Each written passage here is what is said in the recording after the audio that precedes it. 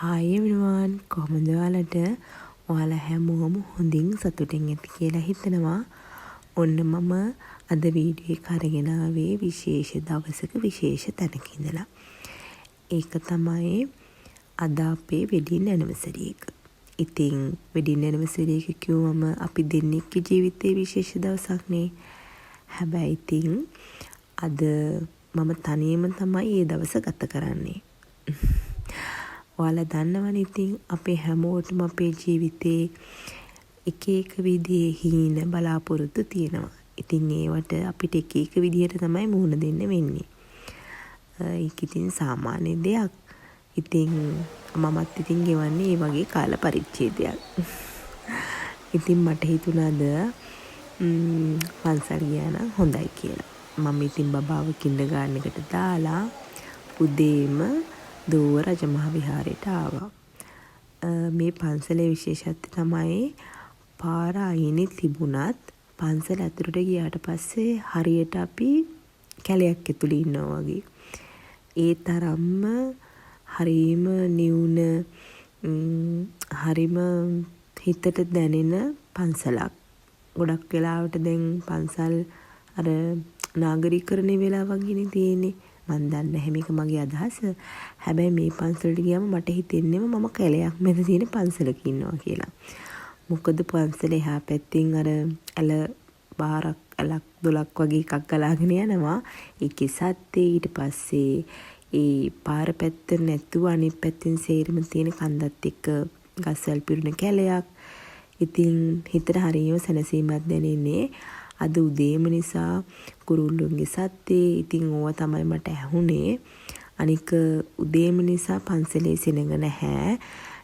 ඒ නැත්තම් ඉතින් දෝව රජමහා විහාරය කියන්නේ ඉතින් හරියට විශේෂයෙන් පිට පළාත්වල කට්ටිය අර අපි කියන්නේ ලොකු බස්වලම ට්‍රිප් එන අය යන්නේ එහෙමයි නිතරම ඉන්න තැනක්. පාර අයිනේ නිසා ඒක ගොඩක් වැඩි. ඉතින් දැන් මේ උදේම නිසා හරීම නිශ්ශබ්ද නිවුන අන්න එහෙම පරිසරයක් තමයි උදේවරුව තිබුණේ. ඉතින් මම දැන් පහන් හඳුන් කූරු පත්තු කරලා දැන් මේ යන්නේ මල් පූජා කරන්න. ඉතින් මං එදා උදේවරුව මෙහෙම තමයි ගත කරේ.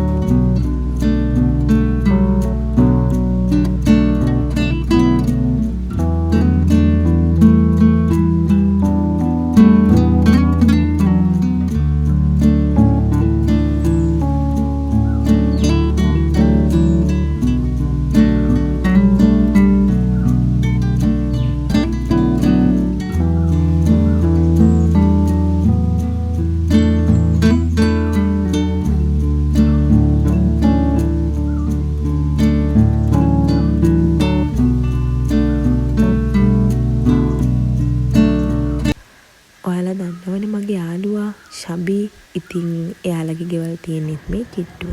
මම ඉතින් පන්සල් ගිහිල්ලා බුදුන් වැඳලා ඊට පස්සේ එයාලගේ ගෙදර ගියා. මොකද ඉතින් මට ආය අපේ ගෙදර ගිහිල්ලා බබා ගන්න එනවට වැඩිය එහෙට ගිහිල්ලා ඉතින් පොඩි චැට් එකක් දාගෙන ඉඳලා බබාව ගන්න යන එක ලේසි. ඉතින් මං එයාට කලින් දවසේ කිව්වා මම උදේට රොටි අරගෙන එනවා. ඔයා කන්න මොනවා හරි කරි හදන්න කියලා. එයා ඉතින් රසමනස පරිප්පු කරියෙකුයි මාළු කරියෙකුයි හදලා තිබුණා. අපි දෙන්නත් එක්ක ඉතින් චැට් එකක් දාගෙන රොටි කාලා මට ඉතින් ඒව නම් වීඩියෝ කරගන්න බැරි වුණා ඉතින්. මම බබාව ගන්නවා. ඉතින් බබාව අරගෙන දැන් අපි මේ ඉන්නේ දවස් කීපයක්ම බබා ඉස්කෝලේ ඇරලා යද්දී කියනවා මෙන්න මේ ෂොප් එකට එමු කියලා. ඉතින් මට මතක හිටිනේ මේක කොෆි ෂොප් එකක් මට නම මතක නැහැ. මේන් රෝඩ් එකේමයි තියෙන්නේ. සාමාන්‍ය මේ වගේ ෂොප් ඉතින් ඇල්ල පැත්තට වෙන්න වගේනේ තියෙන්නේ. මේ වගේ එකක් ඉතින් මෙහෙම තැනක ටිකක් අඩුයිනේ. ඉතින් ලස්සන ෂොප් එකක්. ඉතින් බබාට ඒකේ ලස්සන හින්දා මෙන්න ඕනි කිව්ව නිසා උන් ඉතින් මම අදයාව එක්කගෙන ආවා. ඉතින් යාට ජාකේක් එක්කුත් අරන් දීලා අපි දෙන ටිකක් වෙලා එතන ඉඳලා ආයෙත් ඉතින් අපි එදා ගෙදර ගියා. ඉතින් එදා උදේවරුව මෙහෙම තමයි ගත වුනේ. ඉතින් මම හිතනවා මේ වීඩියෝ එකටත් කැමති වෙයි කියලා. මට ඉතින් ඕනේ උනේ මේක මගේ මෙමරි එකක් විදිහට තියාගන්න. මොකද ජීවිතේ අපිට මෙහෙම දවසුත් තියෙනවනේ. ඉතින්